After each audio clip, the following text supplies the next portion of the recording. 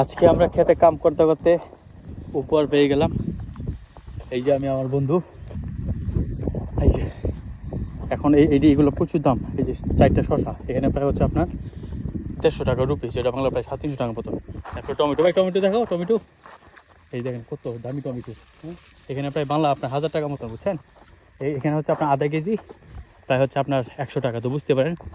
হ্যাঁ, আর 1 কেজি হচ্ছে আপনার প্রায় 180-200 টাকার মতন, মানে প্রায় বাংলা 500 টাকার মতন। প্রায় দেখেন 600-700 টাকার মতন আমরা গিফট পেয়ে গেছি, খুশি হয়ে দিছে। এরপরে এনার্জি ড্রিঙ্ক দিল। তো এইগুলো আসলে কষ্ট করলে, বিদেশে একটা কি কষ্ট করলে আপনার কেষ্ট মিলা যায়, বুঝছেন, বিফলে যায় না। দেখেন কি গরম, দেখেন আমাদের বোট টুট পুরো কাল পেয়ে গেছে চেহারা। ও আসলে বিদেশে একটা কি যদি ঠিকমতো পরিশ্রম করতে পারেন, ভালো জায়গায় পড়েন, তাহলে পরিশ্রমের সঠিক মূল্যায়নটা পাবেন। কিন্তু বাংলাদেশে সেটা পাবেন না। জীবনে কাজ করলেও আপনার যেটা যেটা যেটা মানে মূল্য, সেটাও তো দিবে না, বরং আরও কম দেবে।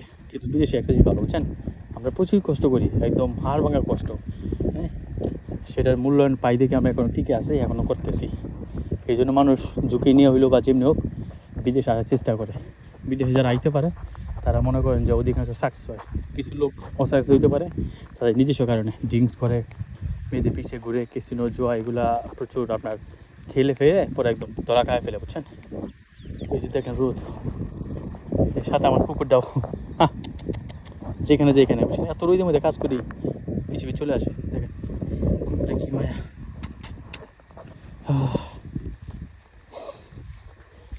আমরা এখন কাজ শেষ, এখন প্রায় আপনার 2টা মতো বাজতেছে। এই দেশে পানির অভাব, এই যে এগুলোতে বিকেলে স্পেশালি। তো বিদেশ আসলে এরকম, বুঝছেন, আপনার যে কাজ বলবে আপনি সবসময় ওইটার উপর ডিপেন্ড করে আসবেন না, আপনাকে এটা মানতে হবে। যে কাজে নিবে এই কাজ দিতে পারে, না দিতে পারে, অন্য কাজও করতে পারে, এরকম মন মানসিকতা নিয়ে সবসময় বিদেশে আসতে হবে, বুঝছেন। আর যদি একটা ডিসিশন বা একটা কিছু চিন্তা করার সাথে কোনো কাজ হইতে পারবেন না। এলি ভাই বোতল, এলি দাও বোতল।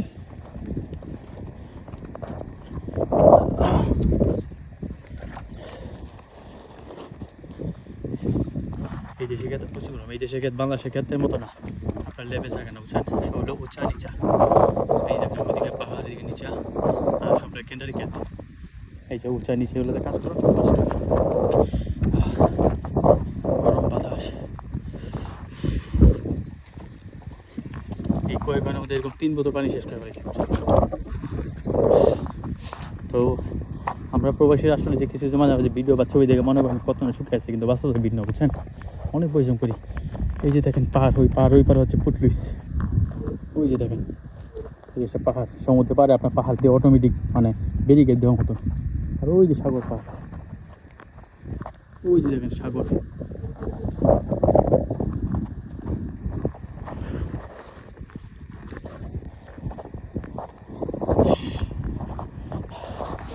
দেখেন যারা খেতে কাজ করতেছেন, কৃষি কাজ করতেছেন, তারা আসতে পারেন।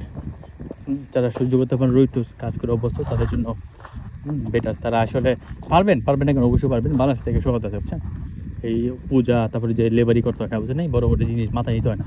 এই যে এখানে গাড়ি চলে আসে, এখানে কাজ করবেন, এখানে গাড়ি চলে আসে, মাছ সামানা যা যা থাকে, কখনো টমেটো, কখনো যে এরকম শসা, কখনো ভিন্ডি, জন যেটা হয় এগুলো গাড়িতে ভরে ভরে দিবেন, বাস তারা নিয়ে যাবে। খালি একটা কষ্ট, রোদের মধ্যে থাকতে হয়, বুঝছেন, রোদটা সহ্য করতে হয়।